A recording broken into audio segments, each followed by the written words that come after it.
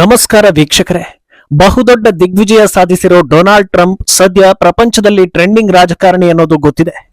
ಈಗ ಅದಕ್ಕಿಂತ ದೊಡ್ಡ ಮಟ್ಟದಲ್ಲಿ ಸದ್ದು ಮಾಡ್ತಾ ಇರೋದು ಟ್ರಂಪ್ ಕ್ಯಾಬಿನೆಟ್ನಲ್ಲಿ ಹಿಂದೂಗಳಿಗೆ ಸಿಗ್ತಾ ಇರೋ ಆದ್ಯತೆ. ಕಟ್ಟರ್ ಹಿಂದೂವಾದಿ ಟ್ರಂಪ್ ಬೆಂಬಲಿತೆ ತುಳಸಿ ಗಬ್ಬಾರ್ಡ್ರನ್ನ ಟ್ರಂಪ್ ಯುಎಸ್ ನ್ಯಾಷನಲ್ ಇಂಟೆಲಿಜೆನ್ಸ್ನ ನಿರ್ದೇಶಕರನ್ನಾಗಿ ನೇಮಕ ಮಾಡಿದ್ದಾರೆ. ತುಳಸಿ ಗಬ್ಬಾರ್ಡ್ ಹೆಸರು ಕೇಳಿದಾಕ್ಷಣ ಆಕೆಯ ಮೂಲ ಭಾರತ ಇರ್ಬೋದು ಅನ್ನೋ ಊಹೆ ನಿಮ್ಮಲ್ಲಿ ಬರ್ಬೋದು. ಆದ್ರೆ ಅದಕ್ಕಿಂತ ಅಚ್ಚರಿಯ ವಿಚಾರಗಳು ಬೇರೆಯದ್ದೇ ಇವೆ.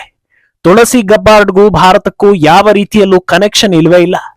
ಇನ್ನೊಂದೆಡೆ ಭಾರತೀಯ ಮೂಲದವರಾದ ವಿವೇಕ್ ರಾಮಸ್ವಾಮಿಗೂ ಕೂಡ ಟ್ರಂಪ್ ಬಳಗದಲ್ಲಿ ಆದ್ಯತೆ ನೀಡಲಾಗ್ತಾ ಇದೆ.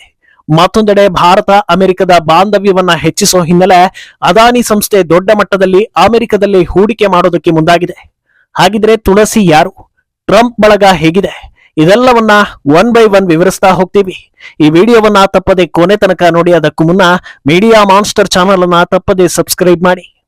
ಎಸ್, ಅಮೆರಿಕ ಅಂದಾಕ್ಷಣ ಪ್ರಪಂಚಕ್ಕೆ ಹಲವಾರು ಅಭಿಪ್ರಾಯಗಳಿವೆ. ದಿಗ್ಗಜ ರಾಷ್ಟ್ರ, ಎಲ್ಲರನ್ನೂ ಕಂಟ್ರೋಲ್ ಮಾಡೋ ದೊಡ್ಡಣ್ಣ, ಮುಂದೆ ಒಂದು ರೀತಿ ಹಿಂದೆ ಒಂದು ರೀತಿ ಆಟ ಆಡೋ ದೇಶ. ಅಮೆರಿಕ ಎಂದಿಗೂ ಯಾರಿಗೂ ಮಿತ್ರನೂ ಆಗೋದಿಲ್ಲ, ಆಗೋದಕ್ಕೆ ಸಾಧ್ಯವೂ ಇಲ್ಲ. ಹೀಗೆ ಹೇಳ್ತಾ ಹೋದ್ರೆ ಹಲವಾರು ವಿಚಾರಗಳು ಸಿಗ್ತಾ ಹೋಗುತ್ತವೆ.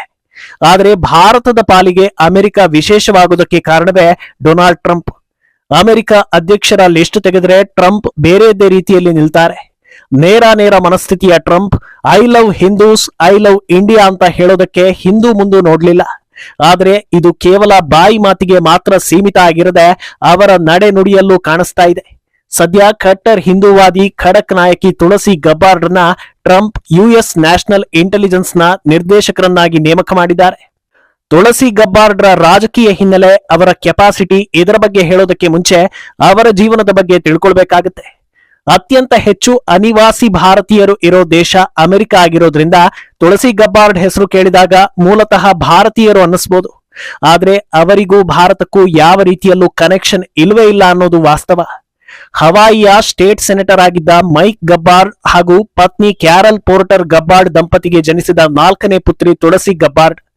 ಅವರ ತಾಯಿಗೆ ಸನಾತನ ಧರ್ಮದ ಮೇಲೆ ಅಪಾರ ನಂಬಿಕೆ ಇದ್ದಿದ್ರಿಂದ ಅವರು ಹಿಂದೂ ಧರ್ಮವನ್ನ ಅನುಸರಿಸಿಕೊಂಡು ಬರ್ತಿರ್ತಾರೆ. ಈ ಹಿನ್ನೆಲೆ ತಮ್ಮ ಮಕ್ಕಳಿಗೂ ಕೂಡ ಸನಾತನ ಧರ್ಮದ ಹೆಸರುಗಳನ್ನ ಇಡ್ತಾರೆ. ಮೂಲತಃ ರೋಮನ್ ಕ್ಯಾಥೋಲಿಕ್ ಆದ್ರೂ ತಾಯಿ ಹಿಂದೂ ಧರ್ಮವನ್ನ ಪಾಲಿಸ್ತಾ ಇದ್ದಿದ್ರಿಂದ ತುಳಸಿ ಕೂಡ ಹುಟ್ಟಿನಿಂದ ಹಿಂದೂ ಧರ್ಮವನ್ನ ಪಾಲಿಸಿಕೊಂಡು ಬಂದಿದ್ದಾರೆ. ಇನ್ನು ಅವರ ತಂದೆ ಮೈಕ್ ಗಬ್ಬಾರ್ಡ್ ಕೂಡ ಹಿಂದೂ ಸಂಪ್ರದಾಯಕ್ಕೆ ಒಗ್ಗಿ ಹೋಗಿದ್ದಾರೆ. ತಂದೆ ರಾಜಕೀಯ ವ್ಯಕ್ತಿ ಆಗಿದ್ರಿಂದ ಮಗಳು ಅದೇ ಹಾದಿ ಹಿಡಿಯೋದಕ್ಕೆ ಹೆಚ್ಚು ಸಮಯ ಬೇಕಾಗೋದಿಲ್ಲ. ತಮ್ಮ 21ನೇ ವಯಸ್ಸಿಗೆ ತುಳಸಿ ರಾಜಕೀಯಕ್ಕೆ ಎಂಟ್ರಿ ಕೊಡ್ತಾರೆ. ಆ ವಯಸ್ಸಲ್ಲೇ ಹವಾಯಿಯ ಹೌಸ್ ಆಫ್ ರೆಪ್ರೆಸೆಂಟೇಟಿವ್ ಆಗಿ ಆಯ್ಕೆ ಆಗಿರ್ತಾರೆ. ಆ ರೀತಿ ಆಯ್ಕೆಯಾದ ಅತ್ಯಂತ ಕಿರಿಯ ವ್ಯಕ್ತಿ ಅಂತ ಅನ್ನಿಸ್ಕೊಳ್ಳೋದರ ಜೊತೆಗೆ ಮೊದಲ ಹಿಂದೂ ರೆಪ್ರೆಸೆಂಟೇಟಿವ್ ಅನ್ನೋ ಹೆಗ್ಗಳಿಕೆಗೂ ಕೂಡ ತುಳಸಿ ಪಾತ್ರರಾಗಿರ್ತಾರೆ. ಇದಕ್ಕಿಂತ ಇಂಟ್ರೆಸ್ಟಿಂಗ್ ವಿಚಾರ ಅಂದ್ರೆ ಆ ಸಮಯದಲ್ಲಿ ಸನಾತನ ಧರ್ಮದ ಪವಿತ್ರ ಗ್ರಂಥ ಭಗವದ್ಗೀತೆಯನ್ನ ಹಿಡಿದು ತುಳಸಿ ಗಬ್ಬಾರ್ಡ್ ಪ್ರಮಾಣ ವಚನವನ್ನ ಸ್ವೀಕರಿಸಿರ್ತಾರೆ. ಸನಾತನ ಧರ್ಮದ ಬಗ್ಗೆ ಅಪಾರ ಜ್ಞಾನ ಹೊಂದಿರೋ ತುಳಸಿ ಗಬ್ಬಾರ್ಡ್ ಸಾಕಷ್ಟು ಬಾರಿ ಹಿಂದೂ ಧರ್ಮದ ಬಗ್ಗೆ ಮಾತಾಡಿದ್ದಾರೆ. ಪ್ರಪಂಚದಲ್ಲಿ ಹಿಂದೂ ಧರ್ಮದ ಬಗ್ಗೆ ತಪ್ಪು ವಿಚಾರಗಳನ್ನ ತಿಳಿಸಲಾಗ್ತಾ ಇದೆ. ಸನಾತನ ಧರ್ಮ ಹಾಗೆ ಇಲ್ಲವೇ ಇಲ್ಲ. ಇಲ್ಲಿ ಪಂಥಗಳಿಗಿಂತ ಹೆಚ್ಚಾಗಿ ಆಧ್ಯಾತ್ಮಕ್ಕೆ ಆದ್ಯತೆ ಇದೆ ಅನ್ನೋದನ್ನ ಹೇಳಿರ್ತಾರೆ. ಅಲ್ಲದೆ ವೈಷ್ಣವ ಬ್ರಹ್ಮ ಮಾಧ್ವ ಸಂಪ್ರದಾಯದ ಬಗ್ಗೆ ತುಳಸಿ ಗಬ್ಬಾರ್ಡ್ ಮಾತನಾಡಿದ್ದು ಸುದ್ದಿಯಾಗಿತ್ತು. ಇನ್ನು 2015ರಲ್ಲಿ ಅಬ್ರಹಾಂ ವಿಲಿಯಮ್ಸನ್ನ ಮದುವೆ ಆಗೋ ತುಳಸಿ ಸನಾತನ ಸಂಪ್ರದಾಯದಂತೆ ವಿವಾಹ ಆಗಿದ್ದು ಕೂಡ ಸುದ್ದಿಯಾಗಿತ್ತು. ಇನ್ನು ತುಳಸಿ ಗಬ್ಬಾರ್ಡ್ ಬಗ್ಗೆ ಇನ್ನೊಂದು ಅಚ್ಚರಿ ವಿಚಾರ ಏನಂದ್ರೆ ಅವರು ಮುಂಚೆ ಡೆಮಾಕ್ರೆಟಿಕ್ ಪಕ್ಷದಲ್ಲಿ ಇದ್ರು ಅನ್ನೋದು. ಯುಎಸ್ ಮಿಲಿಟರಿಯಲ್ಲಿ ಆರ್ಮಿ ನ್ಯಾಷನಲ್ ಗಾರ್ಡ್ ಆಗಿ ಸುಮಾರು 2 ದಶಕಗಳ ಕಾಲ ಕಾರ್ಯನಿರ್ವಹಿಸಿ ಡೆಮಾಕ್ರೆಟಿಕ್ ಪಕ್ಷ ಸೇರಿರ್ತಾರೆ.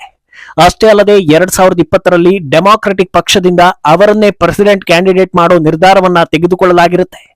ಆದ್ರೆ ಆ ಹೊತ್ತಲ್ಲಿ ಜಾಗತಿಕ ಮಟ್ಟದಲ್ಲಿ ಆಗ್ತಾ ಇರೋ ಯುದ್ಧಗಳ ವಿರುದ್ಧ ತಮ್ಮ ಪಕ್ಷದಲ್ಲಿ ಯಾರು ದನಿ ಏರಿಸ್ತಾ ಇಲ್ಲ ಅನ್ನೋದನ್ನ ಓಪನ್ ಆಗಿ ಹೇಳಿರ್ತಾರೆ. ಇದರಿಂದ ಡೆಮಾಕ್ರೆಟಿಕ್ ಪಕ್ಷದವರು ಇವರ ವಿರುದ್ಧ ರೊಚ್ಚಿಗೆದ್ದು ಪ್ರೆಸಿಡೆಂಟ್ ಕ್ಯಾಂಡಿಡೇಟ್ ವಾಪಸ್ ಪಡಿತಾರೆ. ಅದಾದ ಕೆಲ ದಿನಗಳಲ್ಲೇ ಡೆಮಾಕ್ರೆಟಿಕ್ ಪಕ್ಷಕ್ಕೆ ಗುಡ್ ಬೈ ಹೇಳೋ ತುಳಸಿ ಮತ್ತೆ ಸೇರೋದು ನ್ಯಾಷನಲಿಸ್ಟ್ ರಿಪಬ್ಲಿಕ್ ಪಾರ್ಟಿಗೆ. ಡೆಮಾಕ್ರೆಟಿಕ್ ಪಕ್ಷ ಬಿಡೋದಕ್ಕೆ ಪ್ರಮುಖ ಕಾರಣ ಅವರ ಸೈದ್ಧಾಂತಿಕ ನಿಲುವು ಕೂಡ ಒಂದು ಅನ್ನೋದನ್ನ ತುಳಸಿ ಹೇಳ್ಕೊಂಡಿರ್ತಾರೆ. ರಿಪಬ್ಲಿಕ್ ಪಾರ್ಟಿಗೆ ಬಂದ ಬಳಿಕ ಕಂಪ್ಲೀಟ್ ಆಕ್ಟಿವ್ ಆಗೋ ತುಳಸಿ ಟ್ರಂಪ್ಗೆ ರಾಜಕೀಯವಾಗಿ ಸಹಾಯ ಮಾಡೋದಕ್ಕೆ ಇಳಿತಾರೆ. ಕಮಲಾ ಹ್ಯಾರಿಸ್ ಎದುರು ಡಿಬೇಟ್ ಗಳನ್ನ ರೆಡಿ ಮಾಡೋದ್ರಲ್ಲಿ ಪ್ರಮುಖ ಪಾತ್ರವನ್ನ ವಹಿಸ್ತಾರೆ. ಆಗ ತುಳಸಿ ಕಾರ್ಯವೈಖರಿಯನ್ನ ಕಂಡು ಫಿದಾ ಆಗೋ ಟ್ರಂಪ್ ಚುನಾವಣೆ ಆಗ್ತಾ ಇದ್ದ ಹಾಗೆ ಆಕೆಗೆ ಪವರ್ಫುಲ್ ಹುದ್ದೆಯನ್ನ ನೀಡಿದ್ದಾರೆ. ತುಳಸಿಯನ್ನ ಫಿಯರ್ಲೆಸ್ ಸ್ಪಿರಿಟ್ ಅಂತ ಹಾಡಿ ಹೊಗಳಿರೋ ಟ್ರಂಪ್ ಗುಪ್ತಚರ ಇಲಾಖೆಯಲ್ಲಿ ತುಳಸಿ ಖಂಡಿತ ಮಿಂಚು ಹರಿಸ್ತಾರೆ. ನಮ್ಮ ಕಾನೂನನ್ನ ಕಾಪಾಡಿ ಶಾಂತಿ ಸ್ಥಾಪನೆ ಮಾಡುವುದರಲ್ಲಿ ಪ್ರಮುಖ ಪಾತ್ರವನ್ನ ವಹಿಸ್ತಾರೆ, ನಮ್ಮನ್ನೆಲ್ಲ ಹೆಮ್ಮೆ ಪಡುವಂತೆ ಮಾಡ್ತಾರೆ ಅಂತ ಹೇಳಿದ್ದಾರೆ. ತುಳಸಿ ಆಯ್ಕೆಯಿಂದ ಒಂದು ಕಡೆ ಹಿಂದೂಗಳ ಜೊತೆ ಬಾಂಧವ್ಯವು ಹೆಚ್ಚಿದಂತಾಗಿದೆ, ಇನ್ನೊಂದು ಕಡೆ ಮೂಲ ಅಮೆರಿಕದವರಿಗೂ ದೊಡ್ಡ ಹುದ್ದೆಯನ್ನ ನೀಡಿದಂತೆಯೂ ಆಗಿದೆ. ಏನು ಟ್ರಂಪ್ ಇಂಡಿಯನ್ ಸೇನೆಯಲ್ಲಿ ಗುರುತಿಸಿಕೊಳ್ತಾ ಇರೋ ಇನ್ನೊಬ್ಬ ವ್ಯಕ್ತಿ ಅಂದ್ರೆ ಅದು ವಿವೇಕ್ ರಾಮಸ್ವಾಮಿ. ಟ್ರಂಪ್ ಸರ್ಕಾರ ಹೊಸದಾಗಿ ಆರಂಭಿಸಿರೋ ಡಿಪಾರ್ಟ್ಮೆಂಟ್ ಆಫ್ ಗವರ್ನಮೆಂಟ್ ಎಫಿಷಿಯನ್ಸಿಗೆ ವಿವೇಕ್ ರಾಮಸ್ವಾಮಿ ಹಾಗೂ ಎಲಾನ್ ಮಸ್ಕ್ರನ್ನ ಮುಖ್ಯಸ್ಥರನ್ನಾಗಿ ನೇಮಕ ಮಾಡಲಾಗಿದೆ. ಇವರಿಬ್ಬರ ಮೇಲೂ ಅಪಾರ ಪ್ರಮಾಣದ ನಂಬಿಕೆ ಹಾಗೂ ವಿಶ್ವಾಸವನ್ನ ಹೊಂದಿರೋ ಟ್ರಂಪ್ ಈ ಅವಧಿಯಲ್ಲಿ ಅಮೆರಿಕ ಸರ್ಕಾರದ ಆಡಳಿತ ವ್ಯವಸ್ಥೆಯನ್ನ ಸುಧಾರಿಸುವಲ್ಲಿ ಇವರು ಪ್ರಮುಖ ಪಾತ್ರವನ್ನ ವಹಿಸಲಿದ್ದಾರೆ, ಅನಗತ್ಯ ಖರ್ಚುಗಳನ್ನ ಕಮ್ಮಿ ಮಾಡಿ ಫೆಡರಲ್ ಏಜೆನ್ಸಿಗಳ ಸುಧಾರಣೆ ಮಾಡಲಿದ್ದಾರೆ ಅಂತ ಹೇಳ್ಕೊಂಡಿದ್ದಾರೆ. ಅಂದಹಾಗೆ ವಿವೇಕ್ ರಾಮಸ್ವಾಮಿ ಮೂಲ ಭಾರತದವರಾಗಿದ್ದರೂ ಅವರು ಉಳಿದೆಲ್ಲರಿಗಿಂತ ಸ್ವಲ್ಪ ವಿಭಿನ್ನ. ವಿವೇಕ್ ಪಕ್ಕಾ ನ್ಯಾಷನಲಿಸ್ಟ್ ಆಗಿದ್ದು ಮೊದಲು ಅಮೆರಿಕ ಅನ್ನೋ ಸಿದ್ಧಾಂತಕ್ಕೆ ಕಟಿಬದ್ಧರಾಗಿದ್ದಾರೆ. ಮನೆಯಲ್ಲಿ ಕುಟುಂಬದ ಜೊತೆಗೆ ಹಿಂದೂ ಸಂಪ್ರದಾಯಗಳನ್ನ ಆಚರಿಸಿದ್ರು ಸಮಾಜದಲ್ಲಿ ಅಮೆರಿಕ ಕ್ರಿಶ್ಚಿಯನ್ ದೇಶ ಅನ್ನೋದನ್ನ ಗಟ್ಟಿ ಧ್ವನಿಯಲ್ಲಿ ಹೇಳ್ತಾರೆ. ಟ್ರಂಪ್ ಪರ ಪ್ರಚಾರದ ವೇಳೆ ಖಡಕ್ ಆಗಿ ಭಾಷಣ ಮಾಡ್ತಾ ಇದ್ದ ವಿವೇಕ್ ರಾಮಸ್ವಾಮಿ ಅವರ ಗೆಲುವಿನಲ್ಲಿ ಪ್ರಮುಖ ಪಾತ್ರವನ್ನ ವಹಿಸಿದ್ದಾರೆ. ಇನ್ನು ನಮ್ಮ ಹಿಂದಿನ ಎಪಿಸೋಡ್ ಒಂದರಲ್ಲಿ ವೈಸ್ ಪ್ರೆಸಿಡೆಂಟ್ JD ವ್ಯಾನ್ಸ್ ಬಗ್ಗೆ ಕೂಡ ಹೇಳಿದ್ವಿ.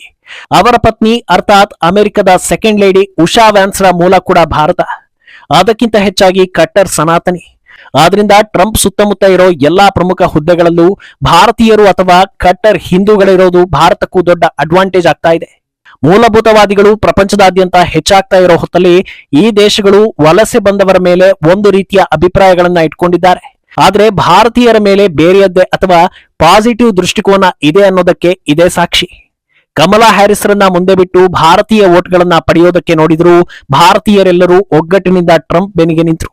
ಇದು ಅಲ್ಲಿನ ಮೂಲ ನಿವಾಸಿಗಳಿಗೆ ಭಾರತೀಯರ ಮೇಲಿನ ಗೌರವವನ್ನ ಇನ್ನಷ್ಟು ಹೆಚ್ಚು ಮಾಡ್ತಾ ಇದೆ. ಆದ್ರಿಂದ ಇದು ಮುಂದಿನ ದಿನಗಳಲ್ಲಿ ಭಾರತಕ್ಕೆ ದೊಡ್ಡ ಮಟ್ಟದಲ್ಲಿ ಪಾಸಿಟಿವ್ ಆಗಲಿದೆ.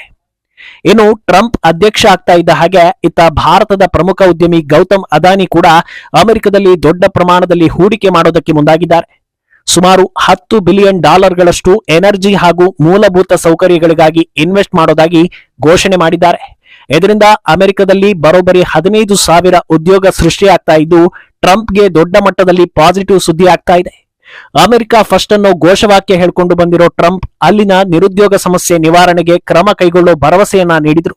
ಈ ಹೊತ್ತಲ್ಲಿ ಮಿತ್ರ ರಾಷ್ಟ್ರದಿಂದ ದೊಡ್ಡ ಮಟ್ಟದಲ್ಲಿ ಹೂಡಿಕೆ ಆಗ್ತಾ ಇರೋದು ಕೂಡ ಅಲ್ಲಿನ ಜನರಿಗೂ ಟ್ರಂಪ್ ಮೇಲೆ ದೊಡ್ಡ ಮಟ್ಟದಲ್ಲಿ ಭರವಸೆ ಮೂಡುವಂತೆ ಮಾಡ್ತಾ ಇದೆ. ಏನು ಮುಂದಿನ ದಿನಗಳಲ್ಲಿ ಉಭಯ ದೇಶಗಳ ನಡುವೆ ಕೊಡುಕೊಳ್ಳುವಿಕೆ ಹೆಚ್ಚಾಗಲಿದೆ, ಬಾಂಧವ್ಯ ಹಿಂದೆಂದಿಗಿಂತ ವೃದ್ಧಿಯಾಗಲಿದೆ ಅನ್ನೋದಕ್ಕೆ ಸಾಕ್ಷಿಯಾಗ್ತಾ ಇದೆ. ಒಟ್ನಲ್ಲಿ ವಿಶ್ವದ ದೊಡ್ಡಣ್ಣನ ಸುತ್ತಮುತ್ತ ನಮ್ಮ ಭಾರತೀಯರಿಗೆ ಆದ್ಯತೆ ಸಿಕ್ಕಿದೆ ಅನ್ನೋದನ್ನ ಕೇಳೋದೇ ನಮಗೆ ಸಂತಸದ ವಿಚಾರ. ಸಿಕ್ಕಿರೋ ಜವಾಬ್ದಾರಿಯನ್ನ ಸರಿಯಾಗಿ ಉಪಯೋಗಿಸಿಕೊಂಡು ಅನ್ನ ಕೊಟ್ಟ ನೆಲ ಅಂದ್ರೆ ಅಮೆರಿಕಕ್ಕಾಗಿ ಶ್ರಮಿಸಿ ಅದರ ಜೊತೆಗೆ ಮೂಲ ಧರ್ಮ ಕರ್ಮಭೂಮಿ ಭಾರತಕ್ಕೂ ಕೂಡ ಹೆಸರು ತರಲಿ ಅನ್ನೋದು ನಮ್ಮ ಆಶಯ. ಮುಂದಿನ ದಿನಗಳಲ್ಲಿ ಇವರ ಕಾರ್ಯವೈಖರಿ ಹೇಗೆ ಇರಲಿದೆ ಅನ್ನೋದನ್ನ ಕಾದು ನೋಡ್ಬೇಕು. ಈ ಬಗ್ಗೆ ನಿಮ್ಮ ಅಭಿಪ್ರಾಯವನ್ನ ತಪ್ಪದೆ ಕಾಮೆಂಟ್ ಮೂಲಕ ತಿಳಿಸಿ.